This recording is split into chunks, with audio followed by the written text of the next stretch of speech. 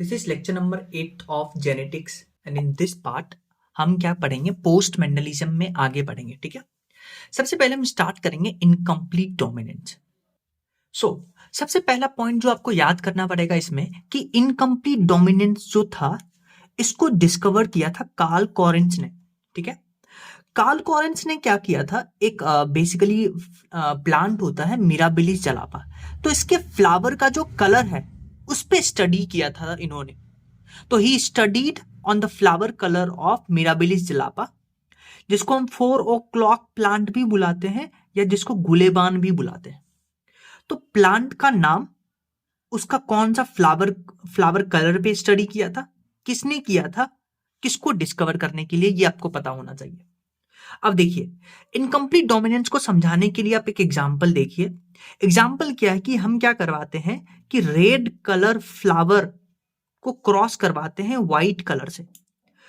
तो red colour को हम ऐसे डिनोट करते हैं जीनोटिपिकली और व्हाइट कलर को ऐसे। तो जब इस दोनों को क्रॉस करवाते हैं तो जो F1 जनरेशन आता है, तो F1 जनरेशन में क्या होता है, ना तो रेड मिलता है ना व्हाइट मिलता है। F1 जनरेशन में कोई और कलर मिलता है, पिंक कलर बनता है।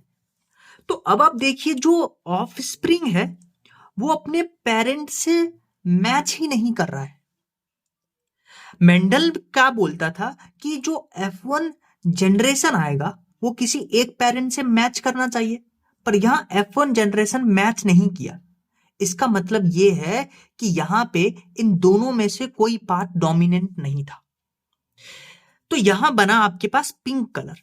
अच्छा, ये पिंक कलर क्यों बना होगा ये समझिए। देखिए, अगर सिर्फ कैपिटल आर डोमिनेंट होता तब तो रेड बनता, सिर्फ स्मॉल आर डोमिनेंट होता व्हाइट बनता। पर एक्चुअली में क्या हुआ, यहां पे हम बोलते हैं कि पिंक कलर आया due to quantitative effect. Quantitative effect का मतलब है, क्वांटिटेटिव इफेक्ट का मतलब है एक जीन जो इनहेरिटेंस शो कर रहा था, जिससे प्रोडक्ट बन रहा था, वो एक से ज्यादा था। कहने का मतलब क्या है कि बेसिकली यहां पे फिनोटाइप का ब्लेंडिंग हुआ है, रेड और व्हाइट का ब्लेंडिंग होकर के आपके पास पिंक बना है। क्योंकि यहां पिंक इसलिए बना क्योंकि प्रोडक्ट ही कम बना जीन से, इसलिए यहां पे पिंक बना। तो आपको डायरेक्ट याद रखना है कि इनकम्प्लीट डोमिनेंस में साइंटिस्ट का नाम कौन से फ्लावर पे एक्सपेरिमेंट किया और F1 जनरेशन में क्या बनता है। इसके कुछ और एग्जांपल्स आपको याद करना पड़ेगा। जैसे एक एग्जांपल है आपके पास flower colour in Antirrhinum majus. Antirrhinum majus में जो फ्लावर कलर है, जिसको स्नैपड्रैगन या डॉग फ्लावर बुलाते हैं, इनमें जो फ्लावर कलर है वो भी याद रखना है। तीसरा एग्जांपल याद रखना है फेदर कलर इन एंडुलेशियन फॉल, ये तीसरा एग्जांपल। और चौथा वेरी इंपॉर्टेंट एग्जांपल याद रखिएगा, size of starch grain in seeds of garden pea plant. देखिए, एक तो आपके पास ये गार्डन पी प्लांट में ये आपके पास पॉड होता है जिसके अंदर आपके पास सीड होता है, ये सीड है। अब इस सीड के अंदर क्या होता है, जो स्टोरेज पार्टिकल होते हैं स्टार्च, उसका जो ग्रेन का साइज है उसका जो इनहेरिटेंस है वो इनकम्प्लीट डोमिनेंस से होता है। तो इनकम्प्लीट डोमिनेंस का ये एग्जांपल है size of starch grain in seed of garden pea plant. तो क्या होता है, आपके पास एक गार्डन पी प्लांट में जो सीड है उसमें जो स्टार्च ग्रेन होता है वो लार्ज साइज का होता है, उसको कैपिटल बी से डिनोट करते हैं। और एक होता है छोटे साइज का, उसको स्मॉल बी से डिनोट करते हैं। जब क्रॉस करवाते हैं तो आपके पास मीडियम साइज का स्टार्च ग्रेन बनता है। तो ये एग्जांपल है किसका, इनकम्प्लीट डोमिनेंस का, इनकम्प्लीट डोमिनेंस का। तो ये इंपॉर्टेंट पॉइंट याद रखिएगा। नेक्स्ट हम बात कर रहे हैं को डोमिनेंस में। देखिए, जहां पे इनकम्प्लीट डोमिनेंस में ब्लेंडिंग होता था कैरेक्टर का, रेड और व्हाइट का ब्लेंडिंग होता था, आपके पास पिंक मिलता था। को डोमिनेंस में यहां ब्लेंडिंग नहीं होगा, पहला इंपॉर्टेंट पॉइंट याद रखिएगा। को डोमिनेंस में क्या होगा, जो ऑफ स्प्रिंग आएंगे वो दोनों पेरेंट्स के सिमिलर होंगे, दोनों पेरेंट्स जैसा दिखेंगे। जैसे इसको समझाने के लिए आप एक एग्जांपल देखिए, हम एक क्रॉस करवा रहे हैं और वो क्रॉस है, हम क्या करवाते हैं, कैटल्स में कोट कलर को स्टडी करते हैं। एक कैटल होता है जिसका जो basically colour of the skin होता है वो ब्लैक होता है, जिसको B1 से जोड़ करते हैं। एक का व्हाइट होता है। जब इसको क्रॉस करवाते हैं, जो ऑफस्प्रिंग आता है उसमें ब्लैक के भी स्पॉट मिलते हैं, व्हाइट के भी स्पॉट मिलते हैं।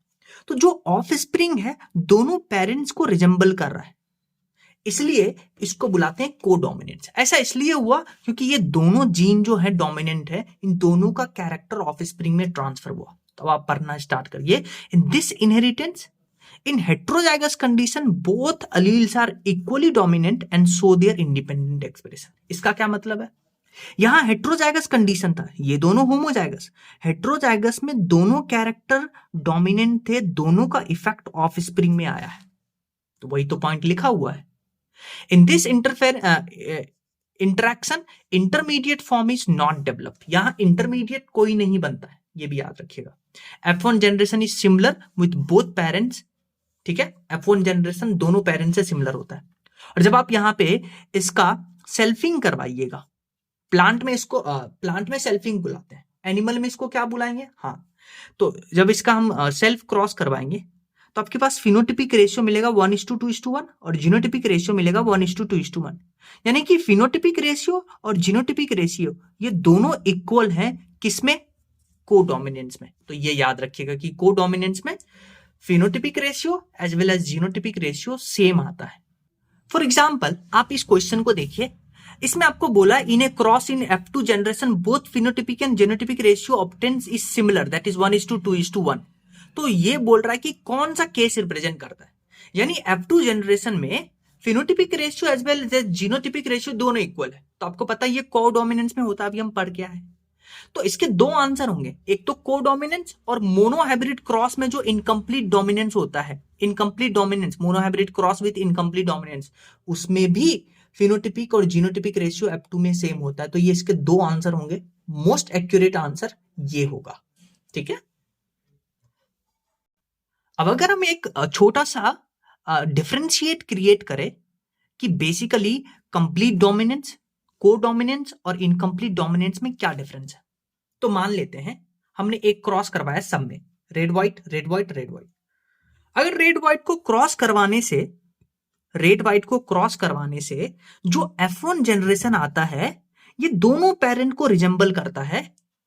यानी जो आपने एग्जांपल पढ़ा था coat colour in cattle, black white को क्रॉस करवाए थे, ऑफ स्प्रिंग में ब्लैक पार्ट भी था, व्हाइट पार्ट भी था। तो ये किसका एग्जाम्पल है? ये आपका एग्जाम्पल है कोडोमिनेंस का। किसका एग्जाम्पल है? कोडोमिनेंस का। और कोडोमिनेंस में फिनोटिपिक रेशियो और जीनोटिपिक रेशियो इक्वल होता है। लेकिन अगर आपने रेड और व्हाइट का क्रॉस करवाए तो सारे आपको रेड मिला। तो यहां देखिए F1 ऑफस्प्रिंग जो है, F1 जनरेशन जो है वो किसी एक पेरेंट्स से मैच कर रहा है। तो ये आपका मेंडल साहब का दिया हुआ लॉ ऑफ डोमिनेंस है। और लॉ ऑफ डोमिनेंस में क्या होता है? फिनोटिपिक रेशियो 3:1 और जीनोटिपिक रेशियो 1:2:1। फिर अगर आपने रेड और व्हाइट को क्रॉस करवाए और आपको सारा पिंक मिला F1 जनरेशन में, यानी ऑफस्प्रिंग ना तो पेरेंट से मैच कर रहा है, यहां पे फिनोटाइप का ब्लेंडिंग हो रहा है। तो ये आपका इनकम्प्लीट डोमिनेंस का पार्ट है और इसका जीनोटिपिक रेशियो भी मोनोहाइब्रिड केस में सेम आता है। नेक्स्ट हम बात कर रहे हैं मल्टीपल एलिलिज्म। देखिए आपको पता है कि अगर आपके पास एक होमोलोगस क्रोमोसोम है तो इस होमोलोगस क्रोमोसोम पे एक लोकेशन पे आपके पास दो ही अलील होगा, कैपिटल टी स्मॉल टी, दो ही अलील होगा। यानी एक इंडिविजुअल में, एक पर्सन में आपको एक होमोलोगस क्रोमोसोम के एक लोकेशन पे आपको दो ही अलील मिलेगा। लेकिन क्या हो कि अगर किसी जीन का दो से ज्यादा अलील हो, नॉर्मली दो अलील होता है, पर दो से ज्यादा 3, 4, 5 एटसेट्रा अलील हो, तो ऐसे अलील को हम बुलाते हैं मल्टीपल एलिलिज्म। तो मल्टीपल एलिलिज्म क्या है?